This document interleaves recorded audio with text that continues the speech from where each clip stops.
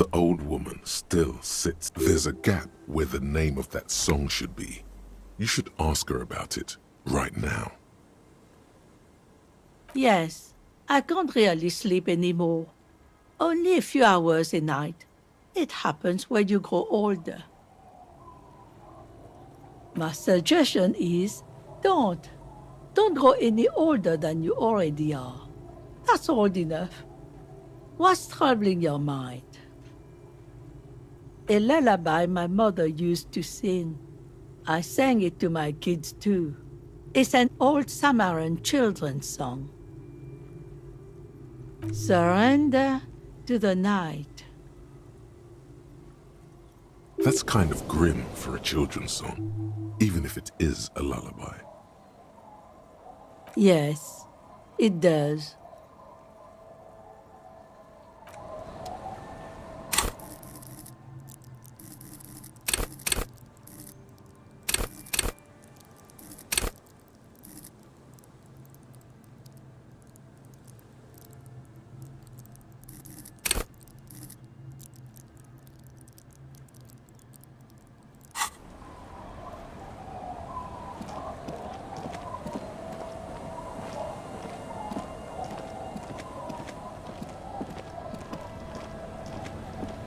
Aye, the sea's gonna calm down soon. I can feel it.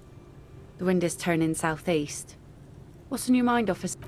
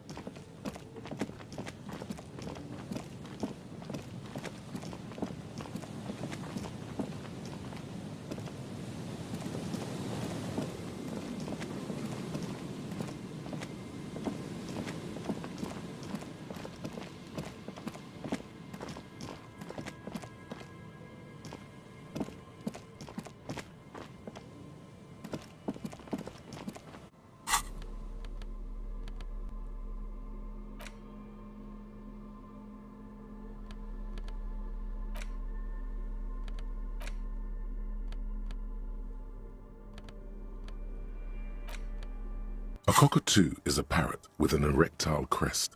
Found. This book talks about the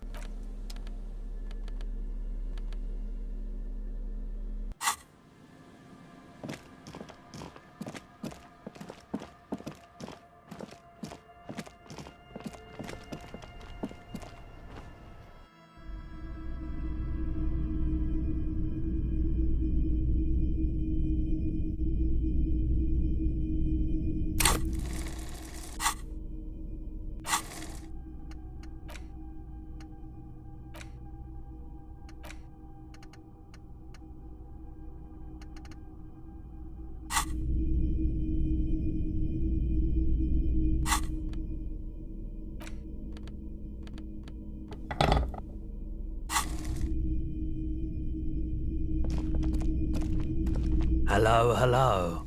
Let me know if I can help you with anything. Of course.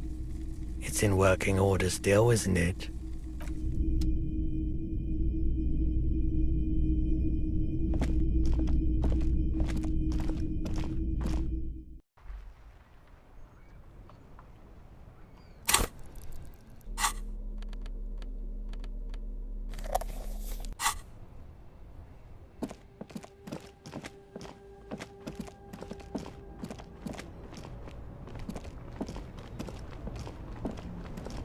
You keep coming back.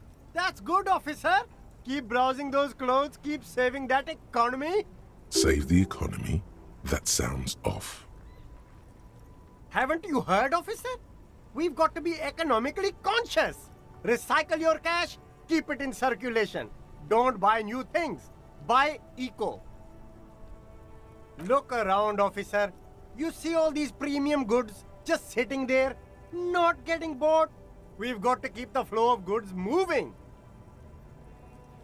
Is this really the economy we want to leave to our children?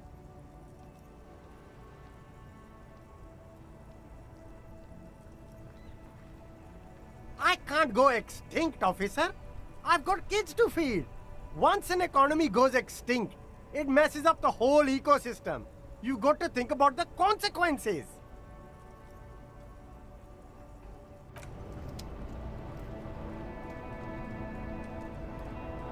The speakers below are banged up and worthless. The sneakers triumph over them. They're the star of the show here.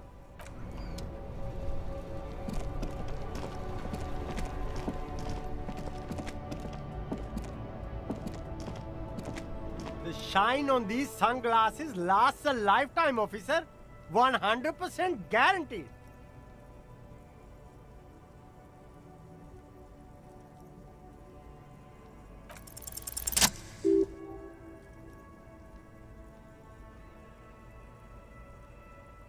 Oh, very interesting choice, officer.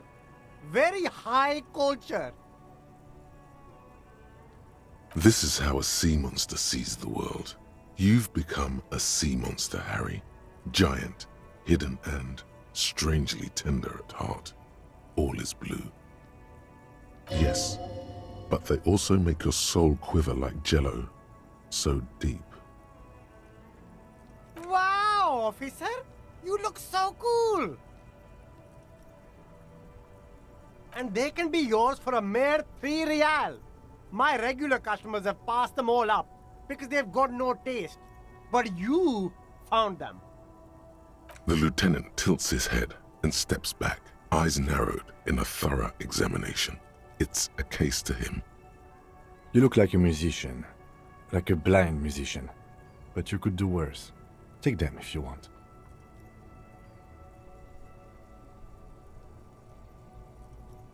Abort. These are hideous. What's more, they don't even fit your face. You can feel them pinching your nose and chafing against your brow. Damn, officer. You look like a mega secret spy. Very secret. They're practically made for you. I'll let you have them for 2 real and 50 cents. They're perfect for concealing your bloodshot and baggy eyes. No, you are definitely not buying those. Are you sure? But they look so good on you. You should think this through, officer.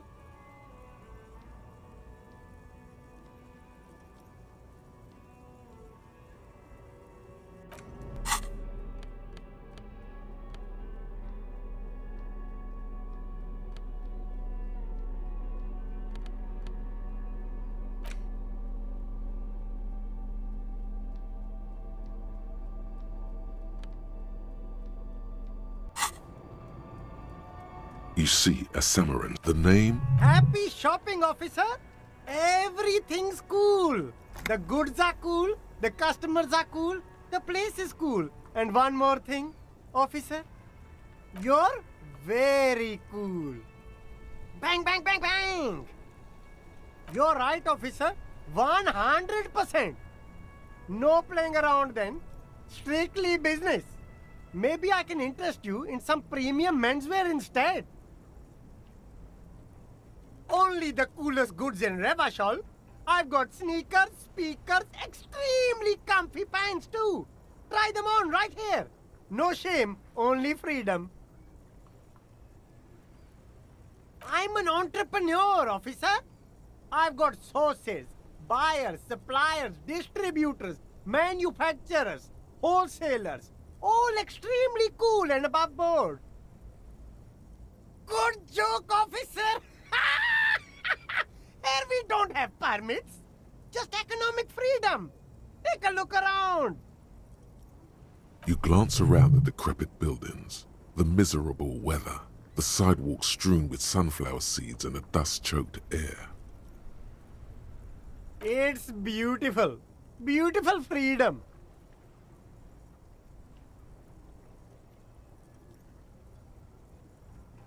It is, yes. Anyone can set up their shop whenever they feel like it. That's right. No permits, no bureaucracy. That's why this city and its law officials are so cool.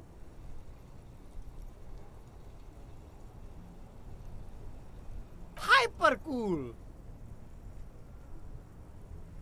No need for discounts at ceilings, officer. Everything's already on sale. Anything you want, 50% off. But did he first mark them up 100%, just so that he could put them on sale? My man, you know how the game is played. You and me, we should work together. What do you think? Shake things up? Anything for you. Me? It's a boring story, officer. Who cares about the past? I'm all business now. All Revachol. This man probably comes from Seaguy, sometimes known as the Apricot Suzerainty, an archipelago in the Samoan Isola. Apricot Suzerainty calls to mind an era when the Seaguy archipelago was colonized by Revachol. It's a bit of a slur, in other words. Very cool. I admire your awareness of our intertwined histories. It's super nice of you to apologize for colonialism, but the Apricot Suzerainty is a shithole. That's why I left. That's so cool, officer. Speaking of, why not support an independent local entrepreneur by buying some pens and glasses? Start with a little compliment, then work your way up from there. This is about business, remember. Oh, okay. But why, officer? An investment? What kind of investment?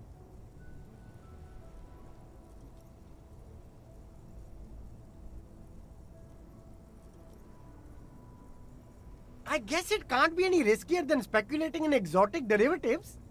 How much are we talking about here? 10 real is a bargain for that kind of investment. You got it, my man. The shine on these sunglasses lasts a lifetime, officer. 100% guaranteed.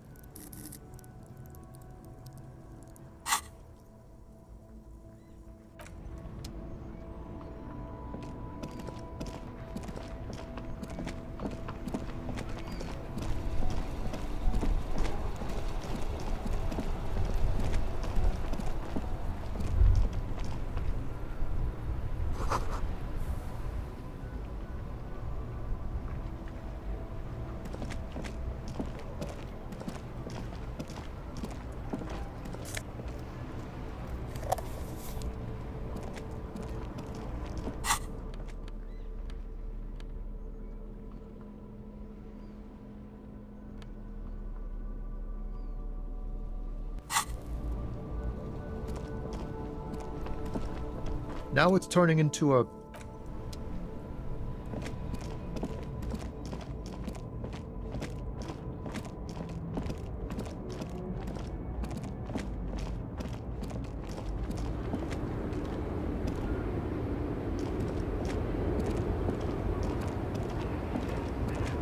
The woman still.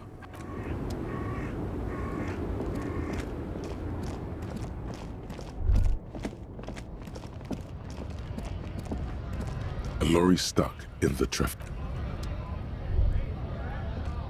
A Stars Ryko, one of the finest Zhimsk-made motor carriages ever. An oldie, but a goldie. Not many people outside of Grad, and Revachol West too, it appears. A Stash Ryko KK2. That's a classic model. Never thought I'd see another one repainted after what happened last time.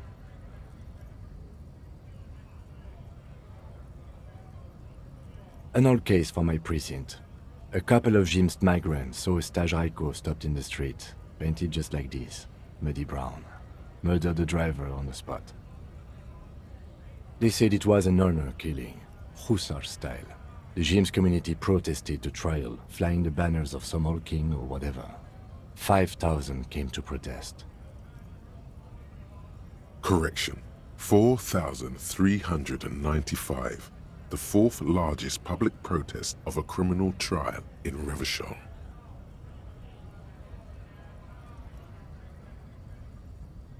Could it be another stage Raiko murder? Honestly, that just doesn't seem like the type of vehicle our dead guy would drive, so my initial guess is the two are not related. Is that so, officer? I'll take you at your word. People we are paid to protect. Let's leave it at that. 4 years for murder in Reunion. The perps were remorseful. Their sorry knocked 8 years off the sentence. That's the system. The prisons in the greater Revachol industrial harbor are already full. Prisoners are expensive to maintain. The longer the sentence, the larger the cost. Yes, detective?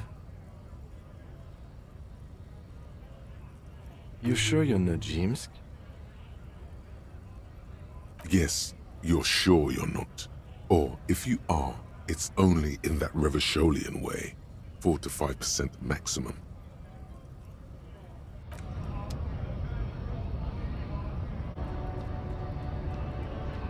A lorry stuck in the...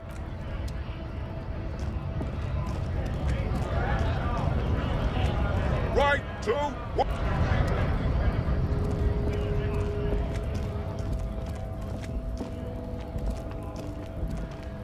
Looking for something?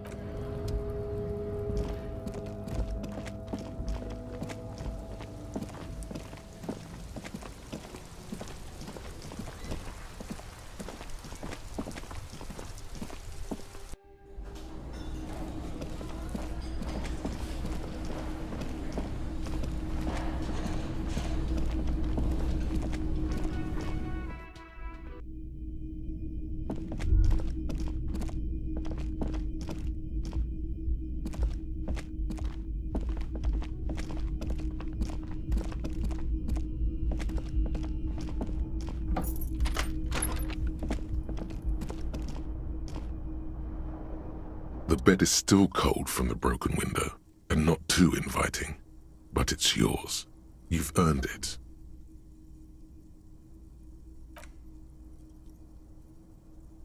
It's not easy, but your bones are so tired from what feel like weeks of work on the case. You have to try.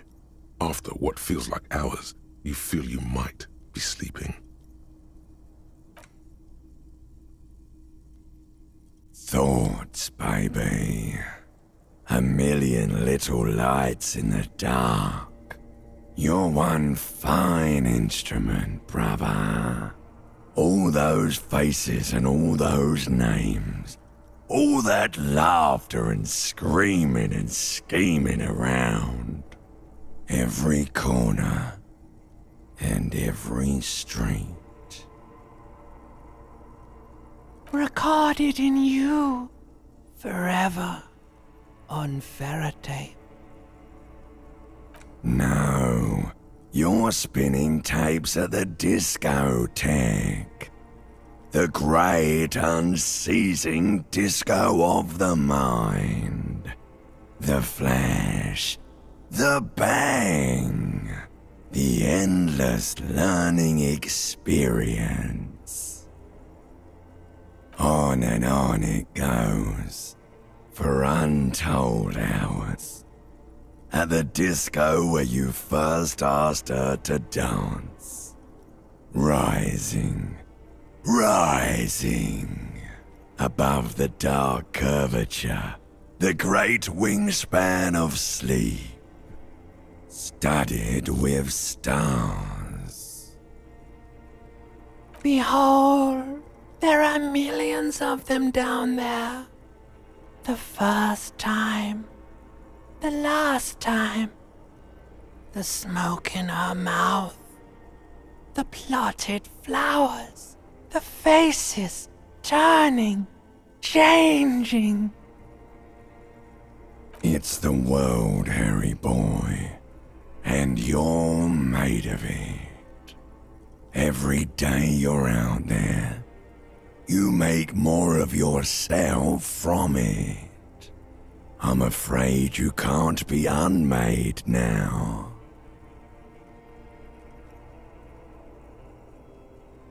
You can never forget this shit.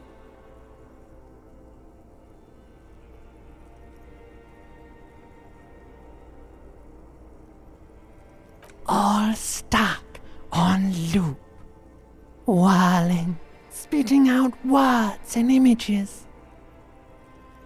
You're the son of the world again. Harrister, a ceaseless agent. Picking up litter and old newspapers. Collecting your little bubblegum wrappers and idiotic picture postcards. Meaningless keepsakes. Reading your awful letters and recalling things, aren't you? The endless names of the world. An address book you are. The map of a city. It's too late. You're not made of nothing anymore. You're something now, Harry.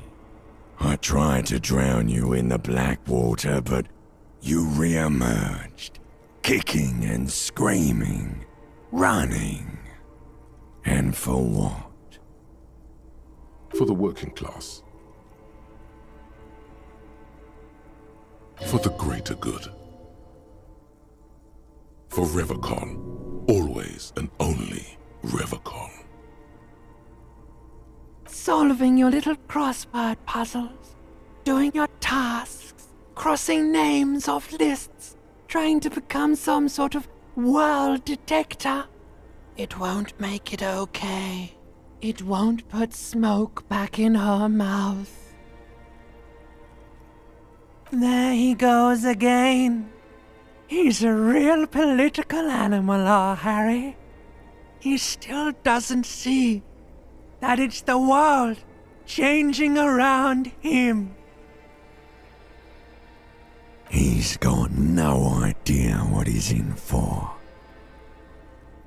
'Cause only love can break your heart. Beep, beep, beep. The alarm is ringing, Harry. The disco circus goes on and on. You barely slept 3 hours last night. Do it for the picture puzzle. Put it all together. Solve the world. One conversation at a time.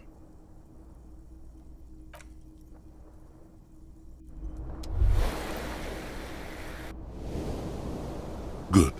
You're up. Listen, there's something that's been bothering you for a few days now. It's a suspicion, or a feeling really, that things are not quite in hand around here. An earth-shattering deduction from your psyche. What will those guys come up with next?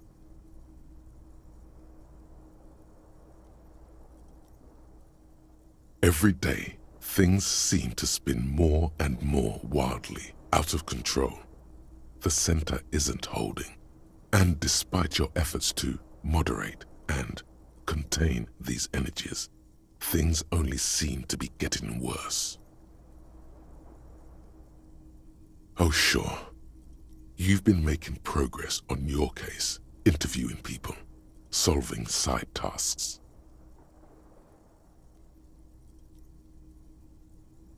But who's focusing on the big questions?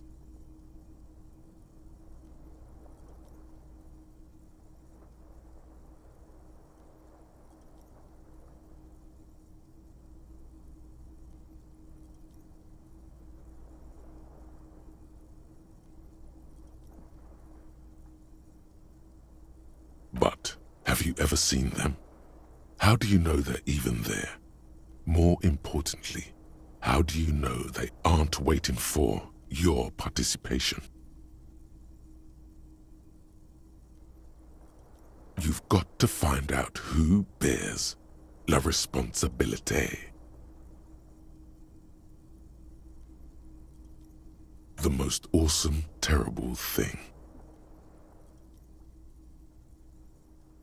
It is human nature to crave la responsabilité and to deny it. That's why it must be distributed across many different organizations, agencies, offices, and portfolios. Whoa, whoa, whoa. This isn't some kind of dictatorship. You can't simply seize la responsabilité for yourself. It must be given by a legitimate authority, like a committee. There is always time to follow best practices. Once someone's decided to cut corners for the sake of expediency, who knows what else they're capable of? Swift, decisive action.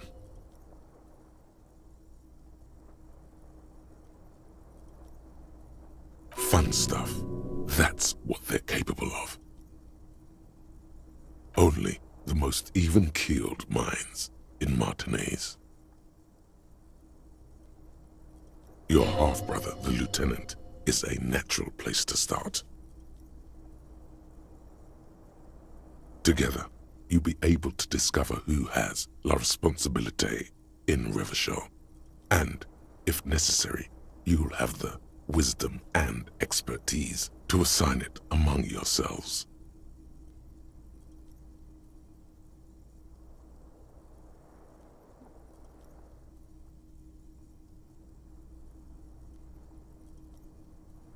Most likely, your findings will be collected in a report, which will be carefully reviewed by your superiors.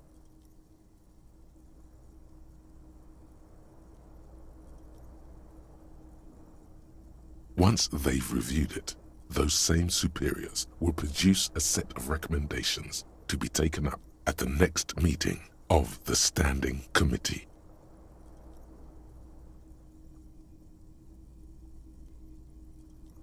Rest assured, no matter what happens, it will be done through the proper channels.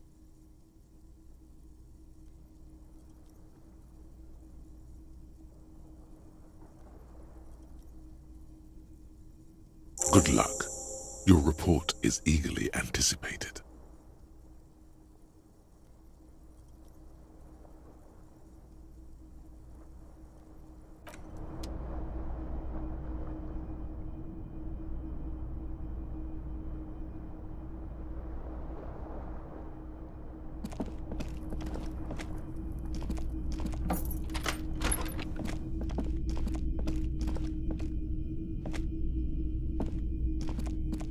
The door is closed.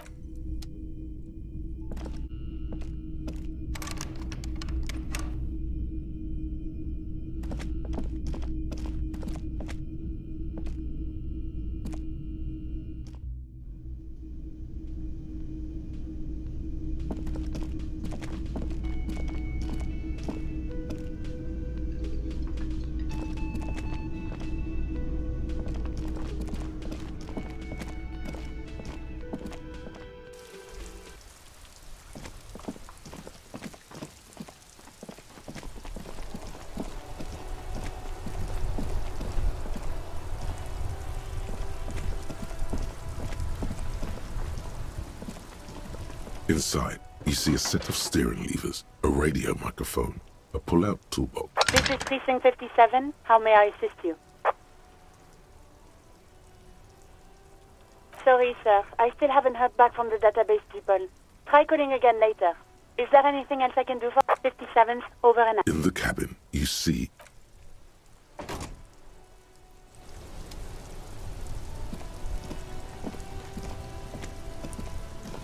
That's one brutal motor carriage.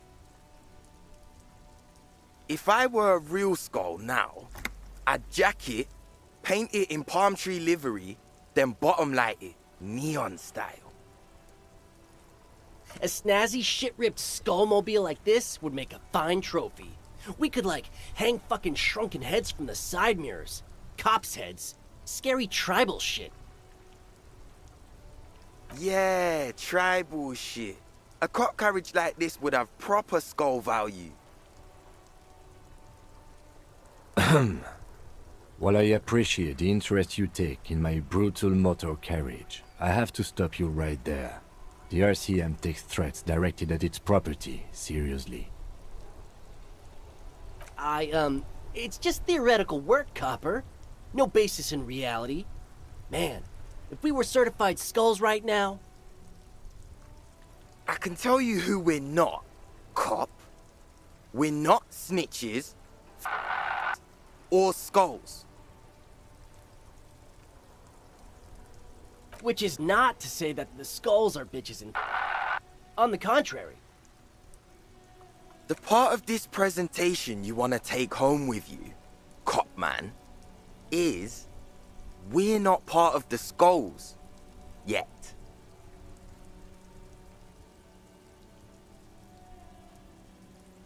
Okay then, let's indulge in some intellectual exchange.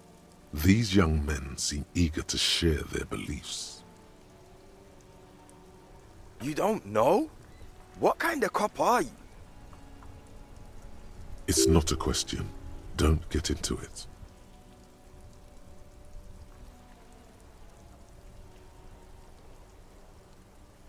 The skulls are the most vicious gang of the Besmertne. Besmatine, or the Besmati, the Immortals, are West Revacholian crime syndicates. The nastiest bunch of psychos ever. Jacking carriages and getting into high-speed chases. Possessing an infinite amount of fuck-all swagger, infamous for their non-verbal modus operandi. If a skull spots you, he will pull out his dagger and stab you without saying a word. The lieutenant's voice is as calm as usual, a testament to the violence and death he's witnessed through the sight of his firearm. They usually occupy the burnt-out quarter in Jamrock, or you can find them loitering around their brightly painted bottom-lighted vehicles. I can't wait to become a skull. Bottom lights are wretched aggressive. Murder? Yeah, sure. We'll gladly tell you everything we know about it. It was a man. Also, he was hanged. He was hanged from a tree. Yeah, I mean, duh. These punks don't know anything. Let's just move along. Hey, stop right there. How does one know anything?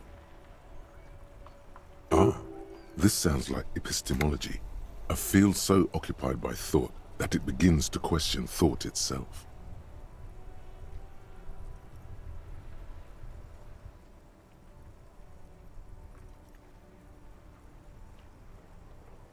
Exactly. How can one know shit? For example, how can one be sure that there truly is a body hanging behind a hostel? What if it's art? Or just a mere specter?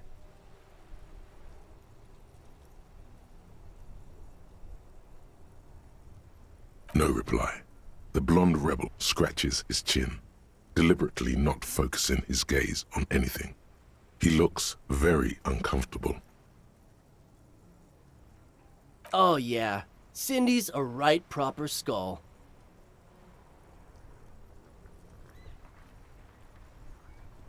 Yeah, a true artist of the future.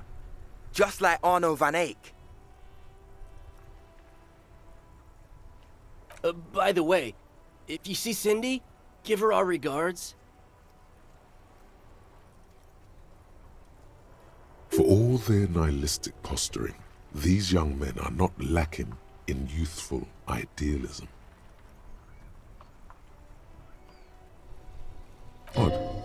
there isn't a hint of hate in them. It's like they're piss and fuck the world out of some kind of moral obligation. The lieutenant on your left is unusually lenient toward them. Oh man, yeah! We're not fucking kids, man! Be wary of the abyss. Probably because of how non-verbal their mode of operation is going to be. It's a threat.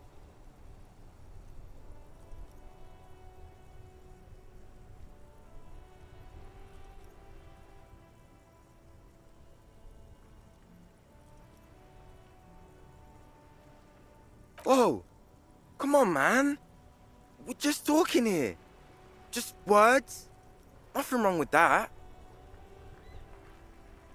Yeah, no need to throw your authority in our faces. You wanna talk? Let's talk, boys. Ask them. He liked how you decisively shut down a situation that could have turned into a farce. The Union does their share of policing in Martinaise, at least where gangs are concerned. That's why there isn't much organized crime around here. Apart from the unions themselves, of course. Don't you worry about that. We're gonna make up for the deficit.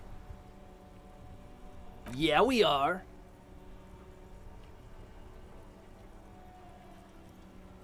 We're not franchise skulls. Well, not yet. Once we get our name out there, we'll have a chance to join them. Because we can be just as psycho and vicious. You'll see. But in a non-threatening and definitely legal way. Right on, fuck. So what's happening now? Mm-hmm. What about them?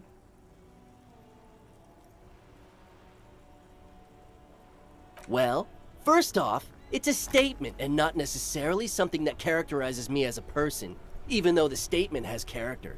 And I do like piss. The word piss epitomizes the struggle taking place in the world. Things being defined as they seem, not as they are. And I guess it's also about communal spirit, the future, and truly appreciating our differences. Also, you've got to admit, it catches the eye. And since the Grand Piper is slowly but steadily moving towards basing the economy on it, attention, it is imperative that the medium itself convey the message.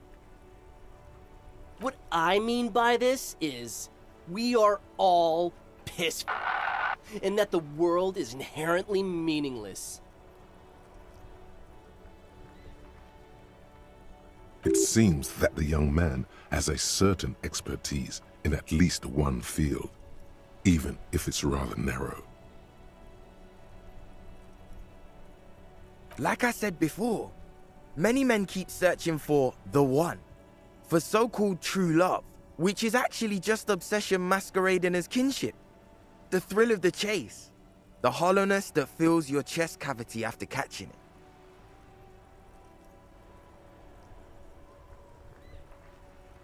To catch a fish, you'll need to hurl the lure many times, and even then it isn't certain that you'll get anything. If you blow up the lake, though,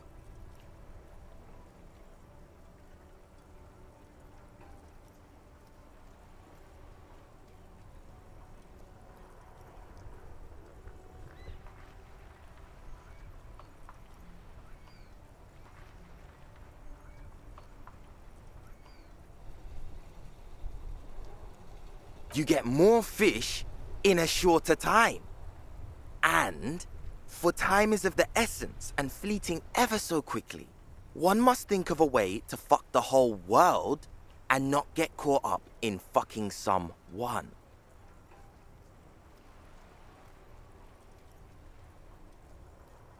Because when one fucks everything, he fucks nothing.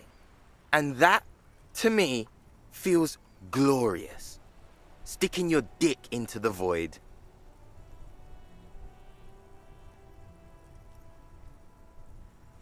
Hate to admit it, but in a weird way, is it a coincidence that here we have 2 badass jackets and 2 badass cops? Yes? What is? What are you implying?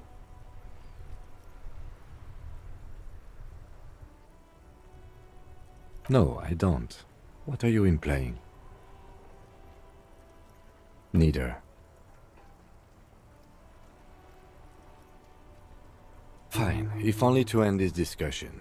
Theoretically, if I were a juvenile delinquent, if I were to already be down that path, I think peace is the stronger of the 2 statements.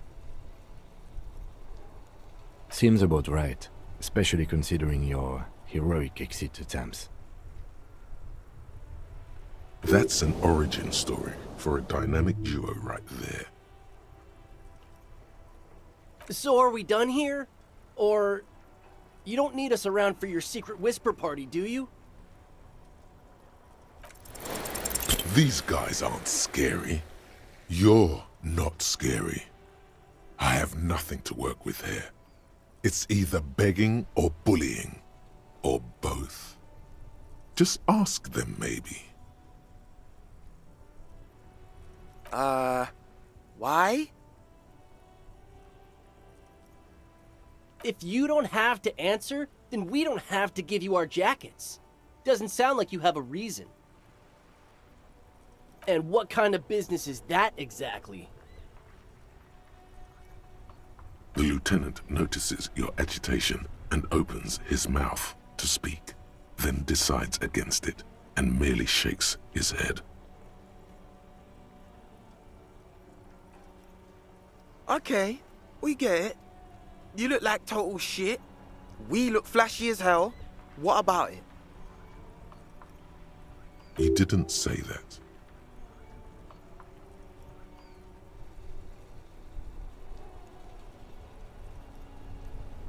The lieutenant looks down at his bomber jacket and shrugs, obviously content with his uniform.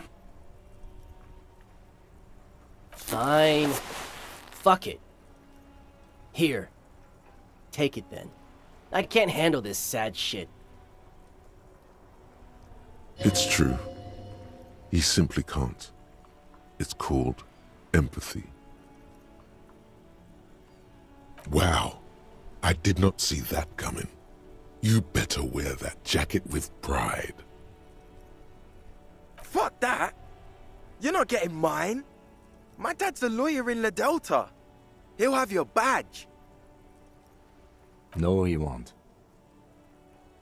The lieutenant is lightly amused by the situation.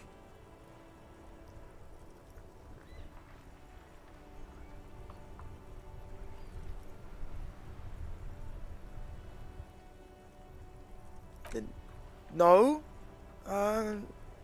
He's like a volunteer lawyer. A total bitch. Cites law and does dishes. You know what, cop? Fuck you. That's not what this is about. You're not getting my jacket. Fuck him. We don't need his rich dad jacket anyway. I'm not wearing that jacket.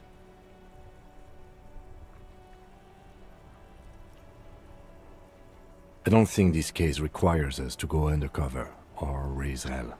In fact, I don't think the jacket will be useful at all. I'm fine with that. Look at this cute shit.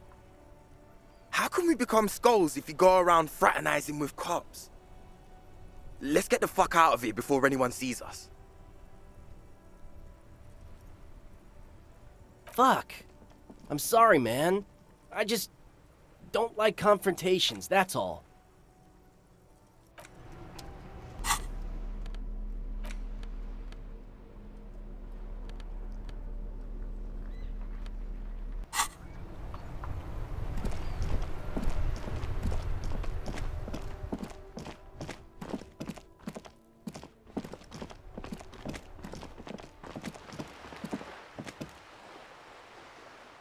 Hello again, sir.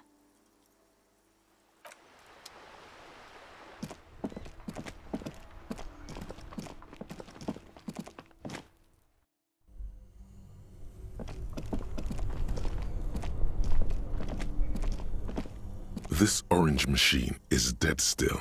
It has a hand-cranked ice cream churner and an electric freezer. The ice around it, slowly turning the crank, is all gone now.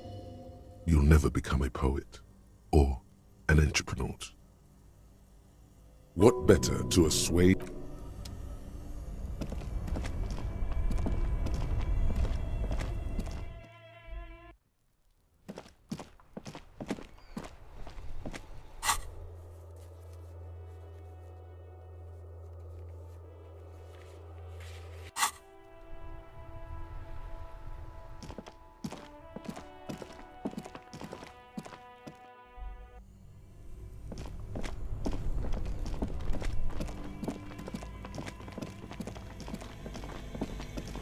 The bear's eyes are still glowing red. It's guarding over the freezing corpse hidden inside its belly. If you think so, officer, I'm not going to object. I need a little help for carrying him to the holding pen of my kinema. I'll take it from there. Continue working here. The locals, the case, or attend to your own business. I will meet you downstairs in the Whirling in Rags tomorrow morning, 7:30 sharp. This means Lieutenant Kitsuragi will leave the party until tomorrow morning. You're free to do side tasks and even the main case, though it might be more difficult. If you have nothing to do, read books or sit on the bench on the plaza.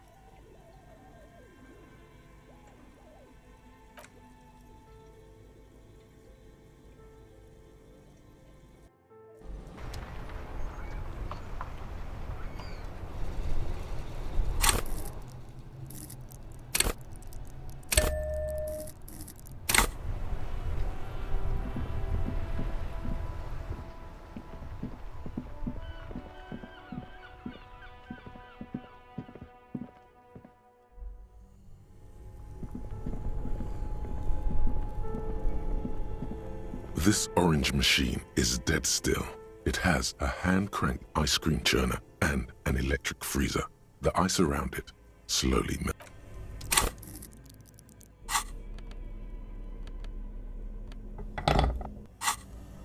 This orange machine is dead still. It has a hand-cranked ice cream churner and an electric freezer. The ice around it slowly melting.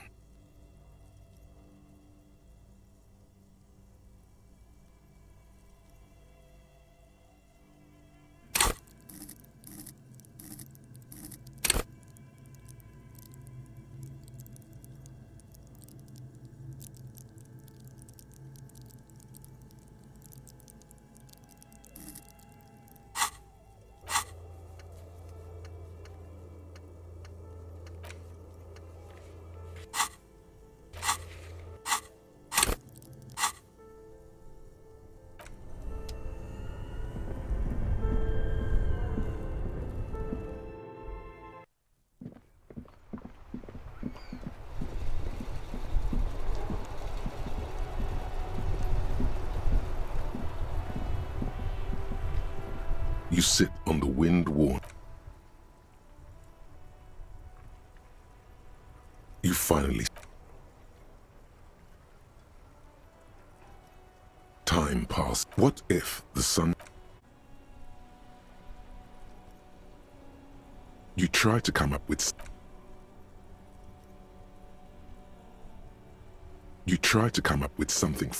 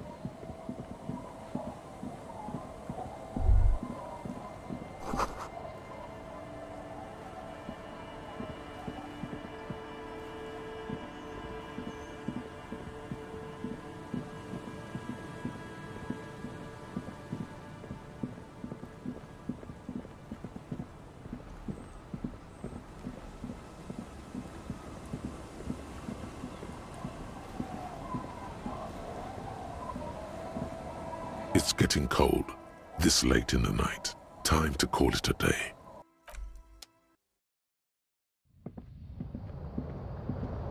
The bed is comforting, if a bit run down. Still, you've earned a rest. The bed underneath you is soft, if lumpy.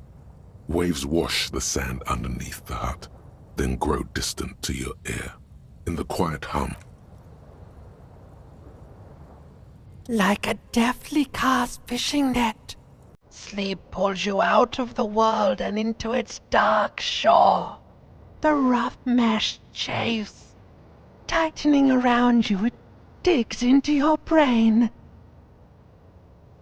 How have things been going for you out there? Helped anyone lately?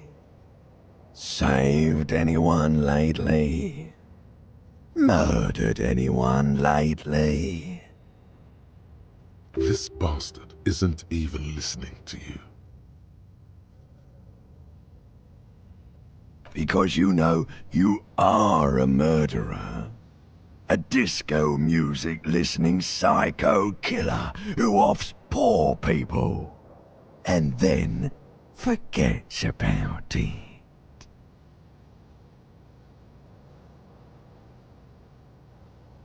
Hear that? You are naive to think he's afraid of his bloodied hands. Soul brother. Oh no, I see inside his amygdala and his hippocampus. The thing he's really scared of is much, much worse than that.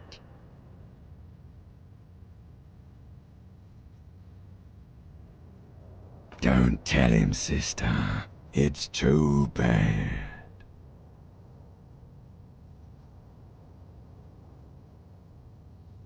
They're right. This is their function. To keep you from it. We're trying to help you. All these processes, these tortures, voices and tremors are all just distractions, flares and countermeasures to keep you from the last dream. The last dream will be total annihilation. Cinders peeling off the fuselage. We won't be there to help you anymore, Harry. We will be dormant. You will be naked and alone.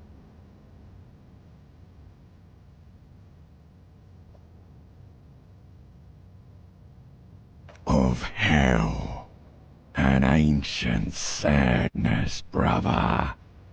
10,000 years later, in front of the video rental, there is a warm breath on your face again. Everything is okay again. Everything is so okay.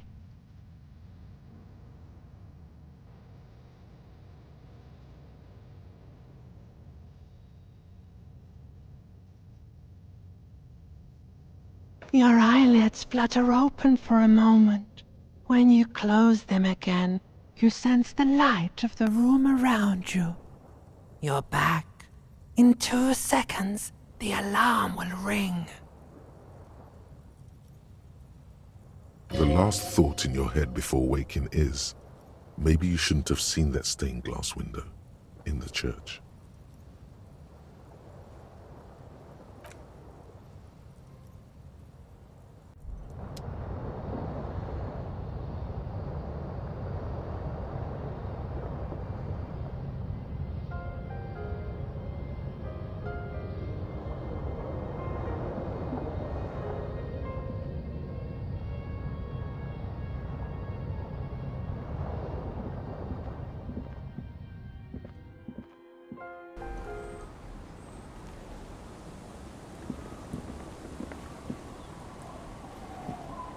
Yes?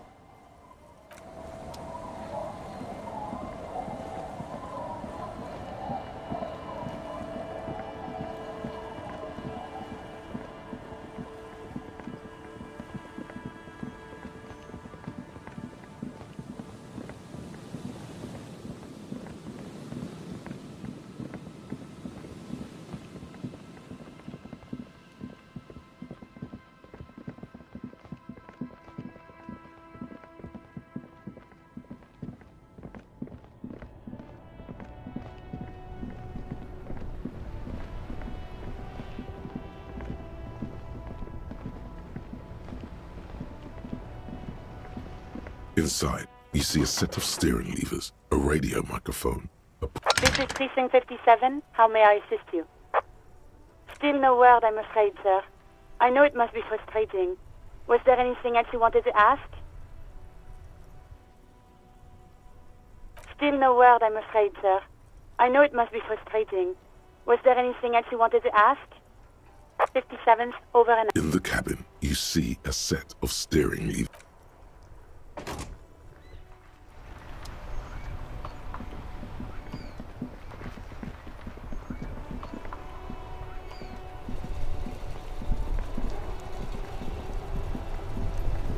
Officer, care to play a game with the lonely old man?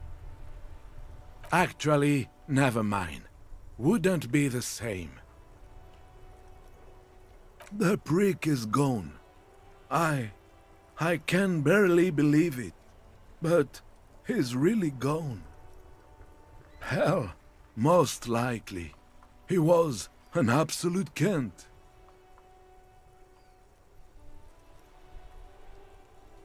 His hungry little heart finally gave out. The dock workers found him in the guard booth this morning. Wasn't even supposed to be working for another week, but he just had to prove how tough he is. Did he feel like he has to prove he can still pull his weight? Doesn't need handouts? Guess he was about to head home, 'cause when the dock workers found him, he was wearing civilian clothes and not the Cuccheto uniform I saw him in all the time. Sometimes I thought he was wearing it just to piss me off. Now the joke's on him, 'cause he's gonna be buried without it. No, René was the most stubborn man in Revachol. Nothing you or I could say would ever push him to do anything. The man was completely immovable. He has doubts, but right now, he just wants to move on and not think about it.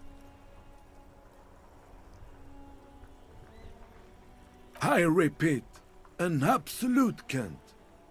Even his old army buddies didn't want him around. He was like an old viper. The only people who could stand to be around him were Jenny and me. She saw something in him when we were just kids and...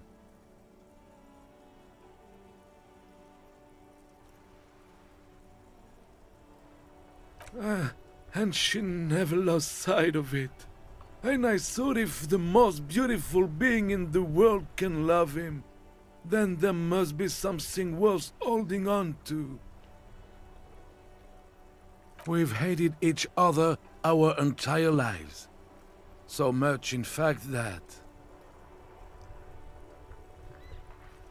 Yes, I loved that angry prick. He didn't deserve it, but I did. You know what his last words to me were?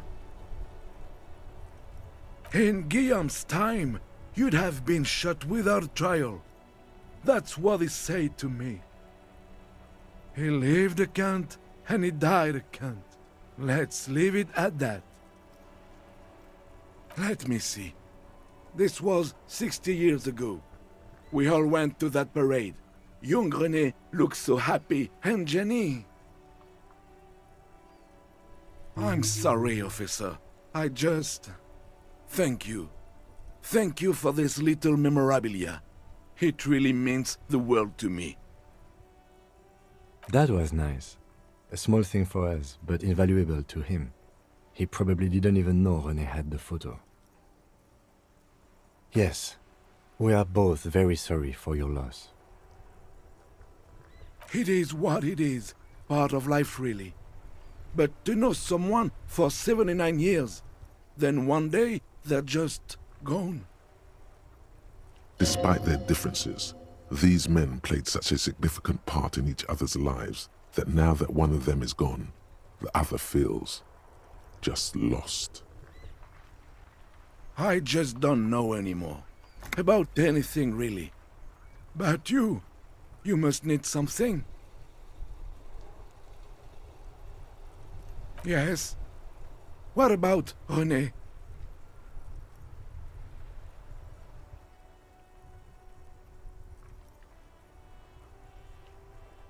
Yes. It is what it is. Part of... Despite their differences, these men played such a significant part in each other's lives that now that one of... I just don't know anymore. About anything, really. But you must need something.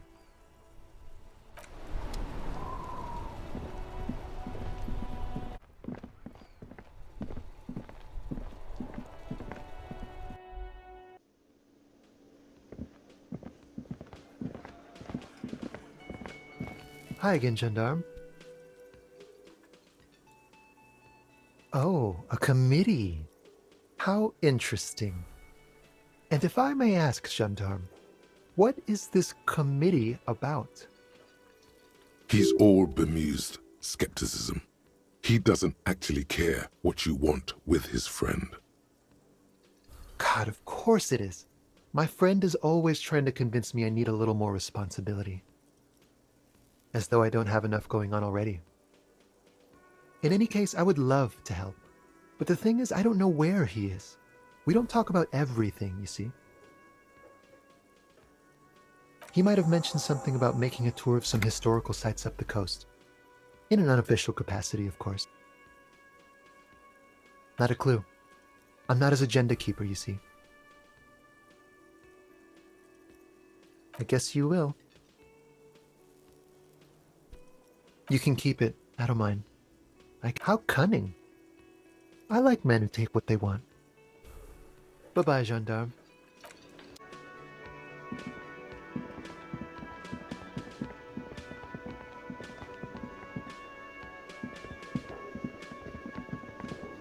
Oh, hello, dear. Again? I can't believe this shit.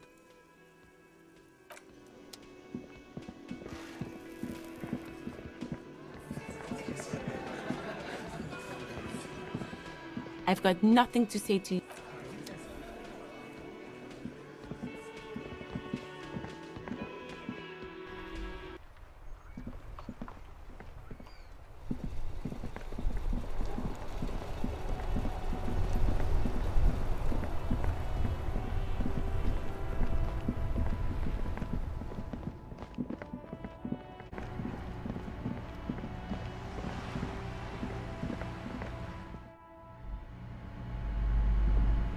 What have you found? And also...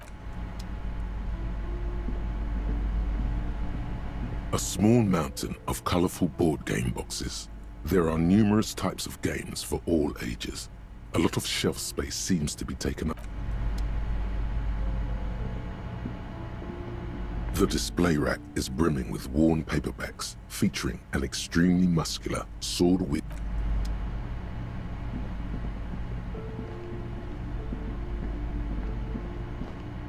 shelves filled to the brim with crime novels featuring the supposedly stalwart Vesper.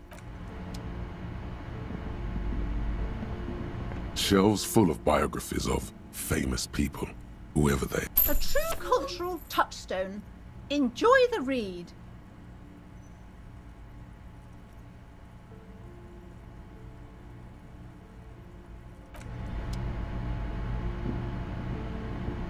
This bookstore is not strictly about crime, romance, and biographies of famous people. There's also a wide range of paranatural literature. The throbbing in your head increases with every passing moment you gaze at this shelf. Suddenly, as if out of nowhere, a small green book becomes apparent. The title of it reads, Medicinal Purposes of the Pearl. The book contains very little explanation on the matter. This knowledge seems to be taken for granted.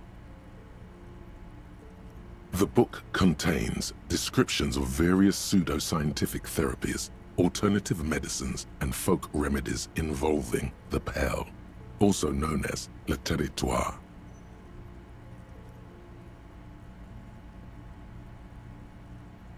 For example, it recommends vigorously swatting one's naked body with a venik or hand broom, made from the leafy twigs of a young birch tree from the near pale.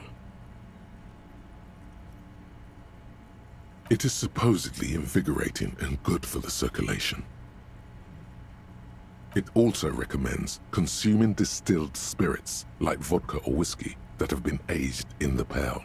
Readers are instructed to cover these jars in a shallow hole just inside the pale and leave them there for 30 to 60 days, depending on the potency desired. Among other benefits, it is alleged to restore a damaged liver to perfect health. That seems improbable.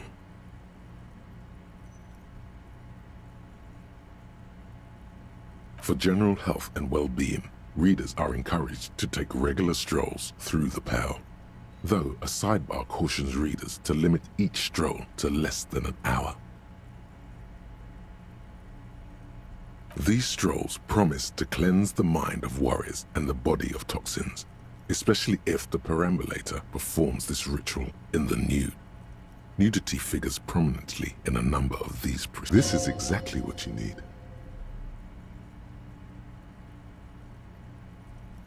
I don't know. I don't want to be the party pooper, but this pale territory sounds sort of dangerous. Maybe you shouldn't walk in it naked. There's an entire section devoted to cures for men who are struggling to perform their marital obligations.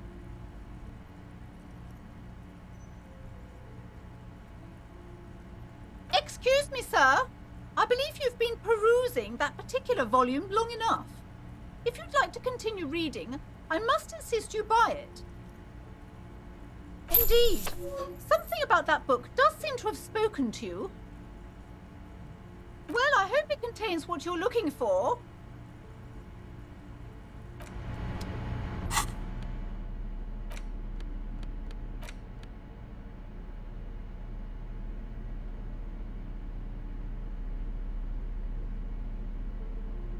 The Greatest Innocence by João Paulo Salomão Lopes de Fuego. The book is large and heavy.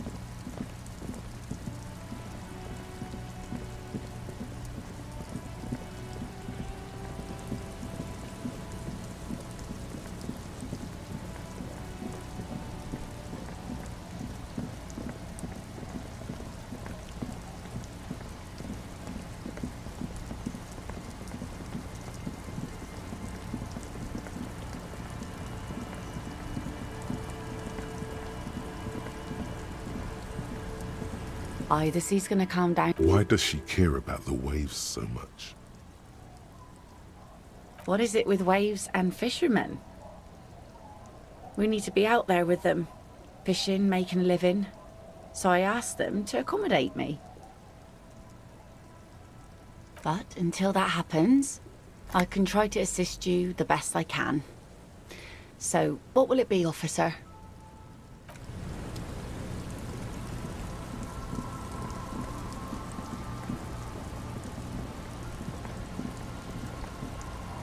Our tenant, the policeman. I hope the waves don't keep you up at night. What can I help you with?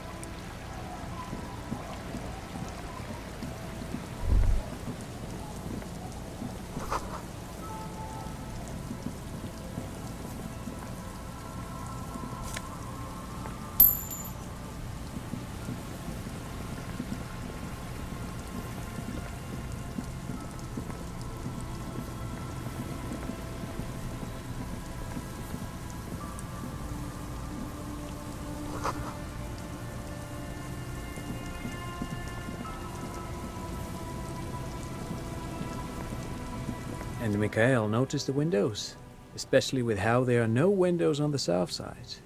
This was to deal with. You officers, come to investigate the historic subtext of West Martinaise? I'm Tran Heilostam. You must be Kim Kitsuragi, right? I was just telling my son about this building. Not a lot of people realize the historic significance here. Very rich in hypertext. Nice to meet you. Yes, hypertext. Young Carp and the collection of cultural hyperlinks. He's just making up fancy words. This doesn't mean anything. Oh yes, so Mikhail. They had to deal with monitor glare, especially in the summer.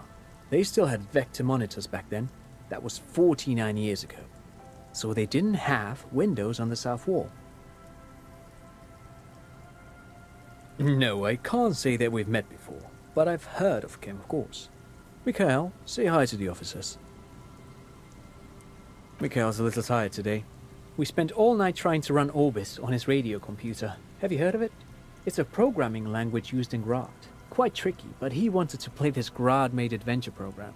We've been getting really into verbs lately. The man speaks in the artificial cadence of a professor, or someone who's been on too many radio shows. But I assume you're not here for giant worms when there are so many real things to see. Just as I was telling Mikhail before, this is where the coalition landed in '08. We could be standing on what is the most interesting landmark in Revachol West. This man is your half-brother. You feel it. But why?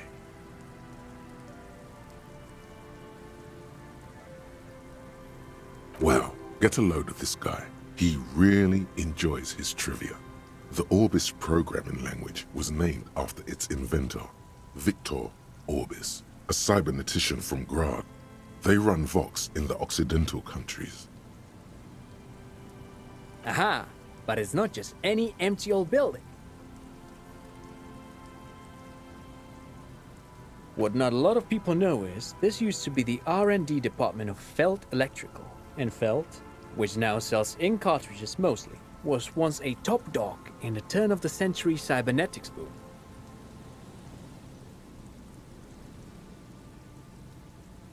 That's not surprising. Only a vestigial ink cartridge and ferrotape manufacturer remains. They started out as a midway electronics outfit in Königstein 2 centuries ago.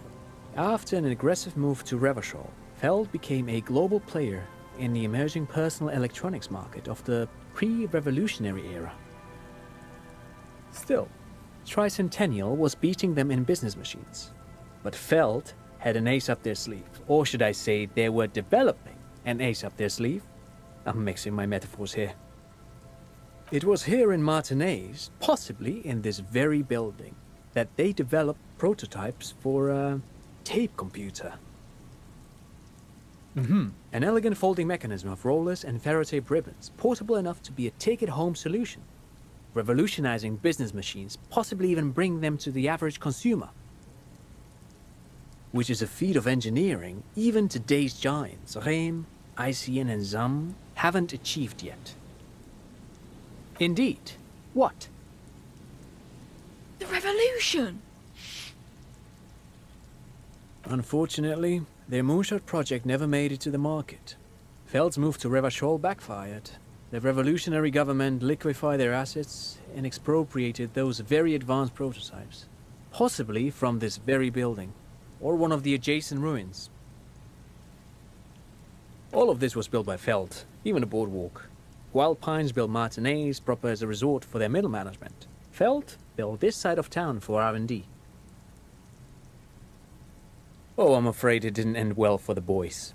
But this story is a bit too dark for little Mikhail here.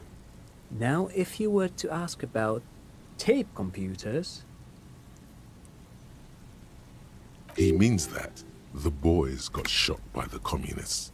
The boys were bourgeois. Officer, I told you this chapter of history wasn't on Mikhail's curriculum yet. Let's keep this kid friendly. The boy looks first at you, then back at his father, confused. Yes, they even built a pleasure wheel, but that got destroyed in the war. A pleasure wheel? Perhaps reminded of a childhood memory. It's clear he would prefer there were a big wheel lighting up the coast. Yes, to lure in their star engineers. This part of Martinaise was nothing but reeds before Veld arrived. They had to make the prospect of living here attractive. It was supposed to become a global center for innovation in cybernetics. But history had other plans. They used them for military communications, but also to write and send out press releases, the most notorious example being Le Decret de Mars. What's the Mars Decree? I mean the radio transmission sent out to news agencies and world governments by the newly created commune of Revachol on the 7th of March in the year 02. A short-lived legislative foundation for a short-lived utopia. It's a beautiful piece of text, actually. A singer-songwriter I know, Charette, called it a love poem to Revachol on her political concept album, Bon Baiser dans ce Lind. You should read it. Every local library in Revachol stocks a copy of the decree. I tried to get Mikhail to memorize it. Tried to. Someone was much too interested in worms to be paying any attention. Actually, no one knows. No one even knows what a computer made entirely of tape would look like. But word has it, they were very elegant, exquisite, alien-looking turn-of-the-century hardware. Buckle up. 10 years ago, I did a little freelancing, I guess you could say. I was a special consultant for an exhibition at the Humpty Dumpty Dum Center in Vredefort, Oranje. It raised the same questions, and we had lengthy discussions with Paul Ockerman, who was head curator at the time. This was before the twins Keith and Guy Juice joined the team, trying to... He did it. He said, Humpty Dumpty Dum Center, like it's the most natural thing in the world. What the hell is a Humpty Dumpty Dum Center? And who the hell are Keith and Guy Juiced?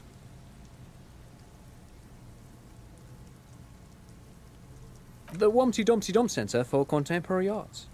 The exhibition itself drew on Lagerman's notion of memory, and so there were some parallels. That's why the head curator, Paul Ockerman, chose to...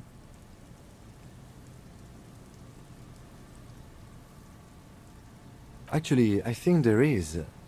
No, it's too much. He's joking. In fact, I'm not. The Humpty Dumpty Dum Center is a place you can visit if you're ever in Vredefort and are ever in the market for an exhibition space / contemporary art research center. But perhaps I should return to the tape computers. As I was saying, the device itself was very elegant, fragile even. One could write directly on the tape using a special chemical solution.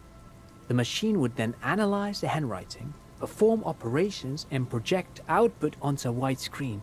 It was a beautiful, delicate thing. Made of black film and folding tape structures.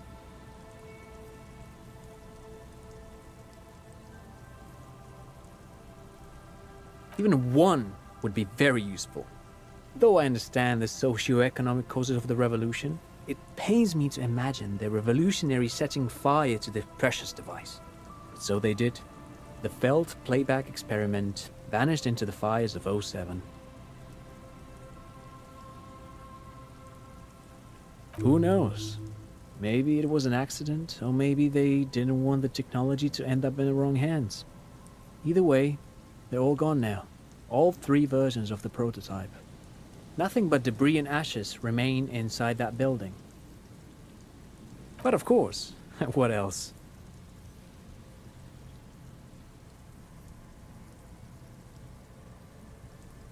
Sure, what's on your mind?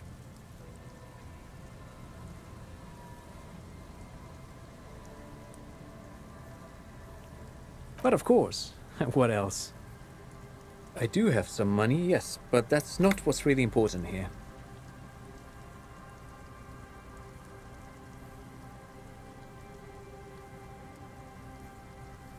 No, I mean, come on. You need the money.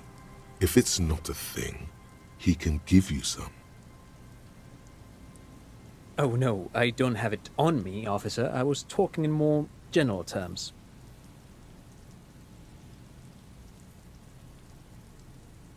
I'm just spending time with my kid here, showing him around the lesser-known parts of our hometown.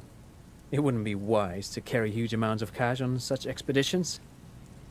Not that he would have to worry about being robbed. He looks surprisingly buff. Does he work? I do some Lomantang stick fighting now and then. Lo Mantang stick fighting is a form of martial arts originating from the island of Lo Mantang. It uses slender wooden sticks for confronting the opponent. Actually, a great many cultures have their own version of stick fighting, such as the sacred Mabolo tradition of the Harli people, the name deriving from the butterfruit tree traditionally used for crafting the long, slender sticks, whereas the sticks used in other cultures... You doze off as he paints you a comprehensive picture of the history of stick fighting among mankind, seasoning it with unexpected pop culture references. Man, he's good at speaking. People must love him. But anyway, I'm boring you with details again. You were saying?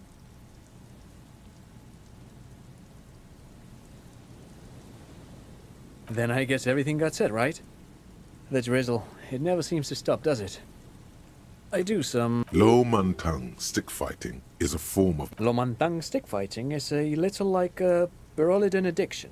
I've been practicing it for nearly 20 years now, so you could say that my doses have grown a little peculiar. Wait, what does this man know about Pyrrolidon addiction? You got me, detective. But my history should hardly come as a surprise.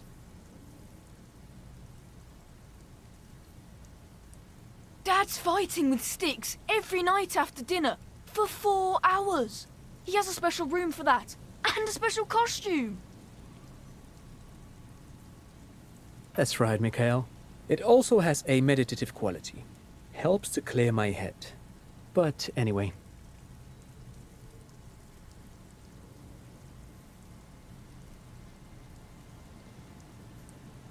I do some... Lo Mantang. Lomantang... Wait, what does this man know about Pyrrolidon addiction? Dad's fighting with sticks every night after dinner for 4 hours. He has a special room for that, and a special costume. That's right, Mikhail. It also has a meditative quality. Helps to clear my head. But anyway... No, thanks to you for having me and little Mikhail here to pick your brain. A very interesting conversation indeed. Pick your brain? If anything, this was rather one-sided. He did the talking. Whatever.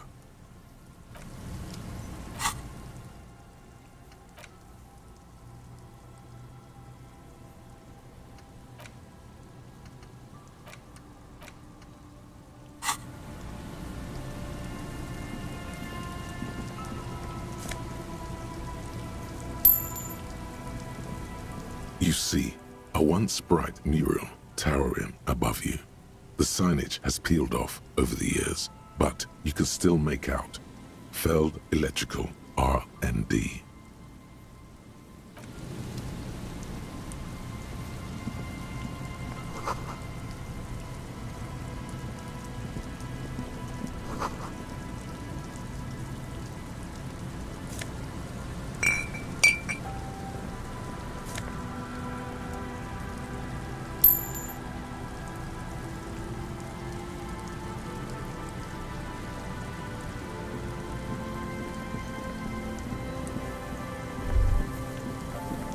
The remaining windows rattle from a strong gut. Dripping water falls from a high place.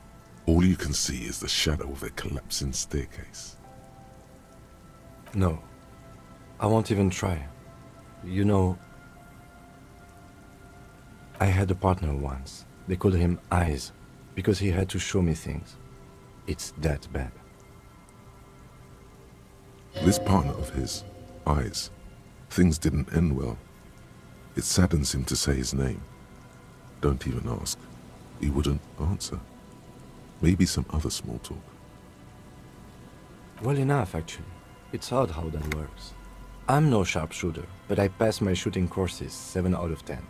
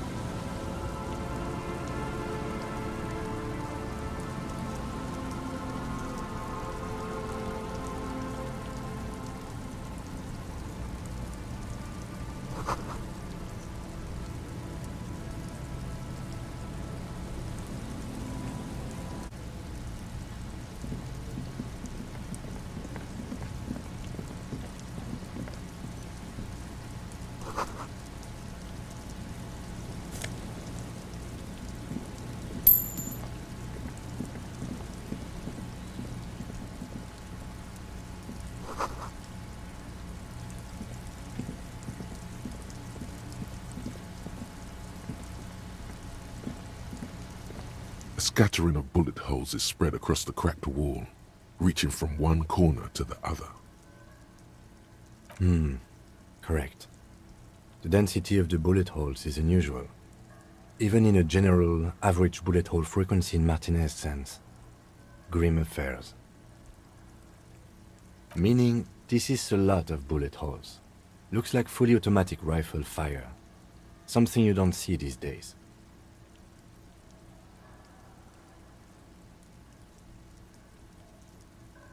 The manufacturing and sale of automatic rifles was curtailed after the revolution. The destructive power of such tools proved to be too much. We do need to retain some humanity in this world. A row of ghostly shades stand facing the wall.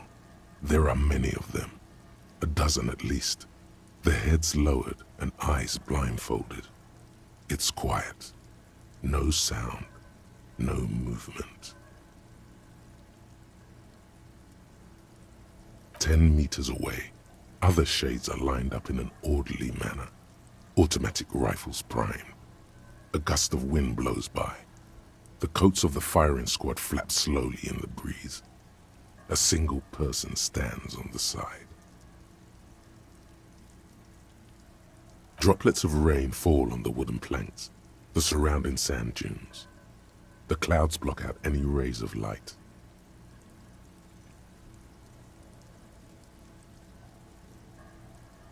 A long time has passed since the moment of this fusillading. Rain and brine have since washed all the blood away. Not a trace remains. The abundance of bullet holes leads to two options. Either an inordinate amount of executions were performed here, or they did not use a conscience round, where only one soldier has the loaded rifle. Looks like this was a mass execution with everyone fully armed. A host of men, probably in everyday clothes, ragged from the conflict and covered in dust. They were not sitting, a common practice for executions in some nations, as demonstrated by the height level of the bullet holes.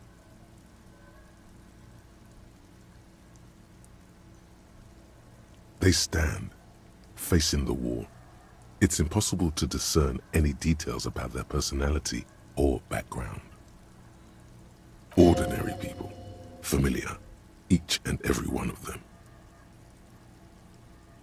Comrades, the forsaken, the wretched, who tried to rise against the horrors of the world.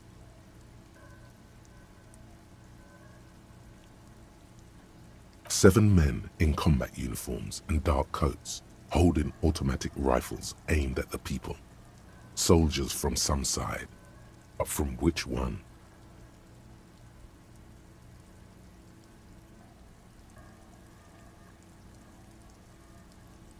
The commandant, the one who gives the order. Machine gun fire crackling through the air, the lights of the muzzle flashes dancing on his face. I don't know. I don't know who died here, lined up beside that horrible wall. It could have been any of the parties involved in the revolution.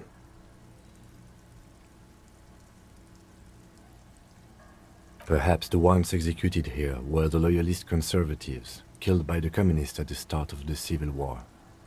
Or it could have been the communists, put to death during the last stretch of the conflict by the coalition forces.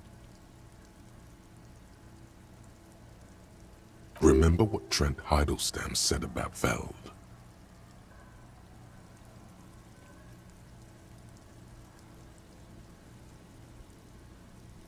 Another likely scenario.